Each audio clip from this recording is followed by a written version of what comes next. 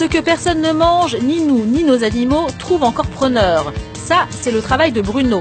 Il est directeur des abattoirs d'Ussel en Corrèze. Une fois les morceaux consommables vendus, il trie le reste. Vous voyez ces boyaux qui vont être utilisés pour faire des cordages des guitares, des violons ou autres. Voilà une des autres utilisations qu'on peut faire avec le porc.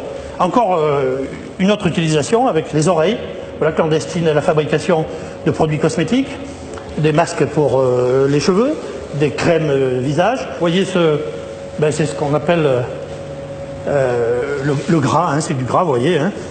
Je vous fais noter l'aspect gras et très tendre de cette partie du porc et qui eh bien, se destine à fabriquer le rouge à lèvres que ces dames utilisent grassement et qui vous permet, lorsque vous vous embrassez, d'avoir un porc entre vous. Aujourd'hui, c'est justement du gras que Bruno doit livrer à un laboratoire cosmétique. Nous n'avons pas été autorisés à filmer cette étape de la transformation du porc, mais dans cette pharmacie, la propriétaire nous confirme qu'on trouve bien du gras de porc dans les rouges à lèvres.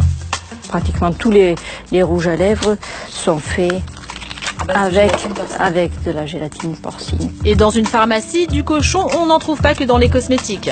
On trouve des médicaments à base de porc, soit le médicament en lui-même, soit l'enveloppe du médicament qui est composée de gélules.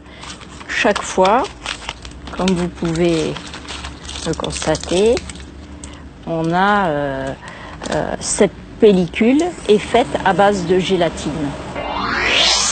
Si vous ne mangez pas de porc pour des raisons religieuses, pas de panique. Gabriel Elfassi est rabbin en banlieue parisienne. Il est très clair, quelle que soit la religion, quand il s'agit d'un médicament, il n'y a aucune interdiction. Toute religion qui se respecte se doit de soigner ses malades. Donc à partir du moment où il y a, on va dire, un remède qui a été prescrit par son médecin, que cela contienne une matière grasse animale qui est infime, qui est presque, on va dire, inexistante, il n'y a aucun problème, on peut avaler donc ce genre de médicament. Je prends l'exemple de la gélule, bien sûr. Le cochon est donc omniprésent dans notre vie quotidienne. Désormais, vous regarderez vos pilules, vos crèmes hydratantes ou vos rouges à lèvres d'un autre œil.